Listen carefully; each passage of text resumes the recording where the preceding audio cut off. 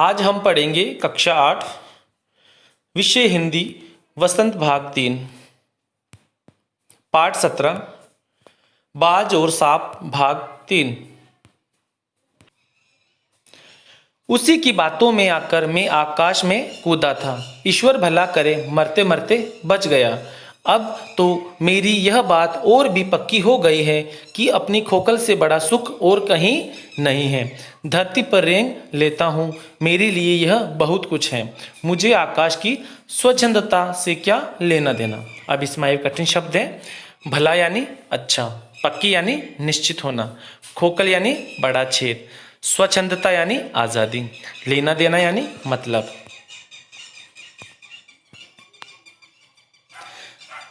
सांप बाज को दोषी ठहराते हुए कहता है कि वह उसी की बातों में आकर आकाश में उड़ने का आनंद लेने के लिए कूदा था। वो तो ईश्वर की उस पर कृपा रही कि वह मरते मरते बच गया, नहीं तो आज उस बाज के साथ मृत्यु को प्राप्त करता। अब तो सांप इस बात पर और भी अटल हो गया था कि उसकी गुफा से अधिक सुरक्षित जगह कहीं नहीं है और न ही गुफा से ज़्यादा सुख और कहीं मिल सकता है। सांप के लिए यही बहुत था कि वह धरती पर रेंग लेता है। अब उसे आकाश की स्वतंत्रता से कुछ भी लेना देना नहीं था। वह अपनी गुफा में ही खुश था। न वहाँ छत है, न दीवारें हैं, न रेंगने के लिए जमीन है। मेरा तो सिर चकराने लगता है, दिल काँप काँप जाता है।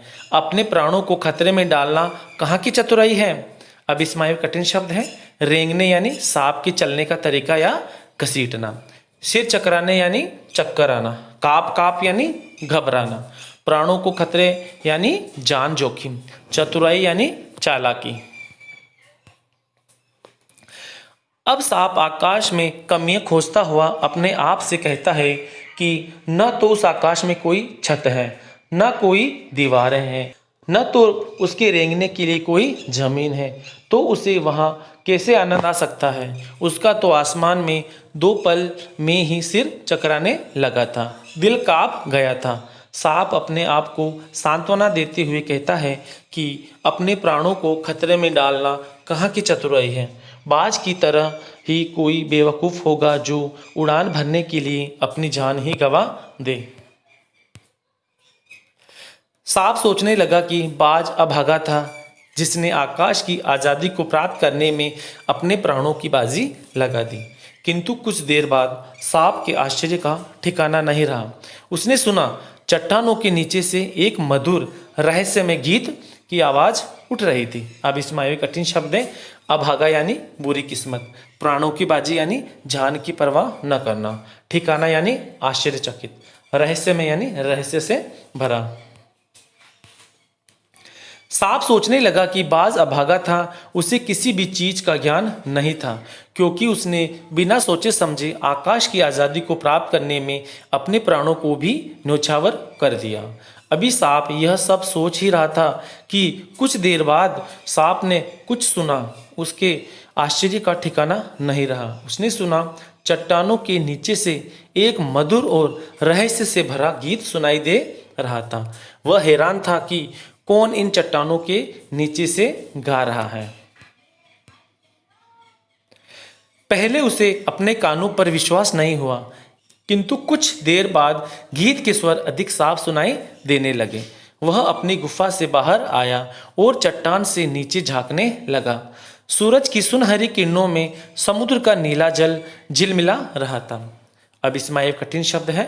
विश्वास यानी भरोसा, झिलमिला यानी चमकना।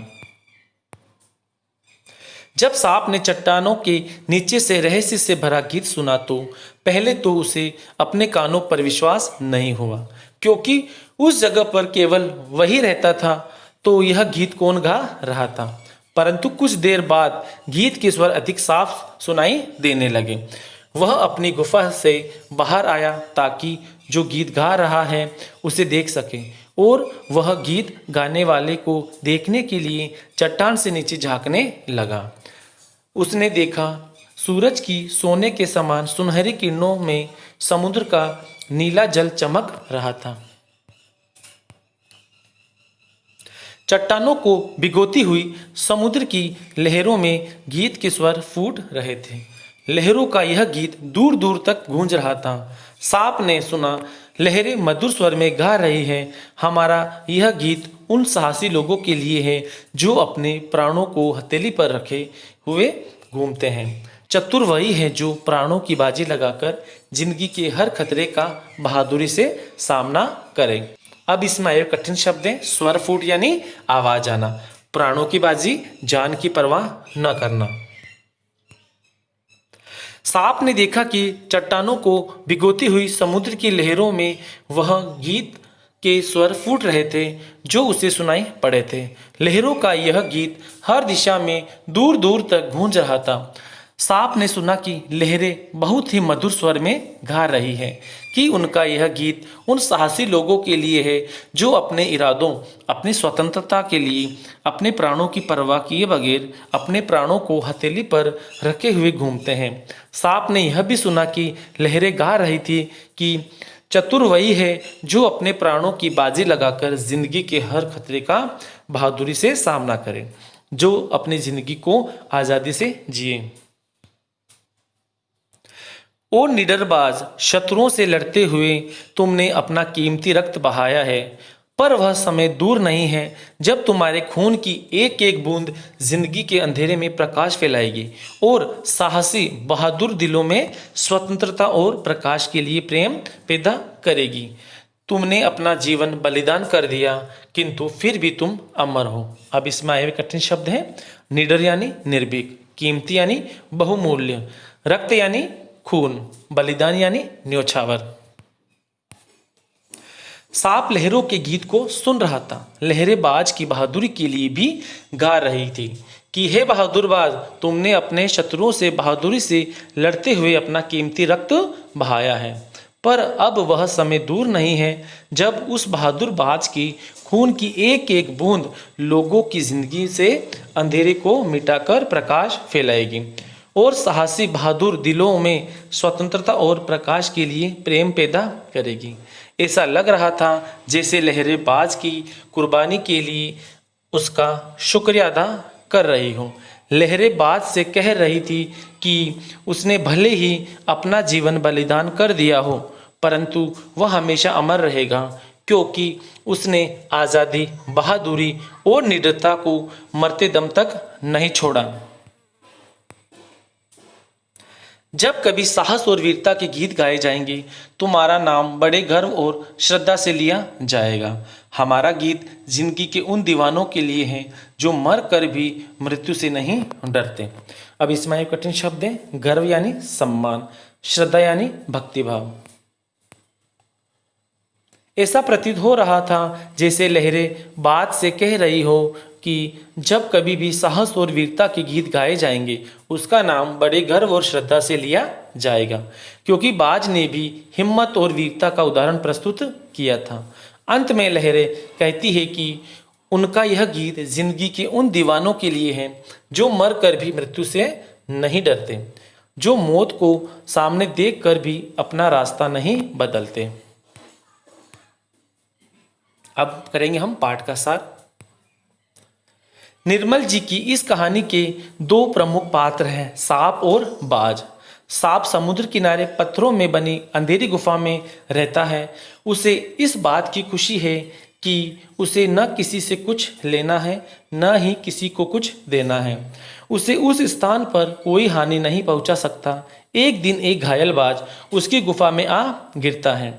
बाज सांप को बताता है कि उसका अंतिम पल आ गया है, पर उसने अपने जीवन के हर पल का आनंद उठाया है। बाज सांप को कहता है कि आकाश में उड़ना आनंददायक होता है। बाज को सांप की गुफा की दुर्गंध अच्छी नहीं लगती। वह एक अंतिम बार उड़ान भरना चाहता है।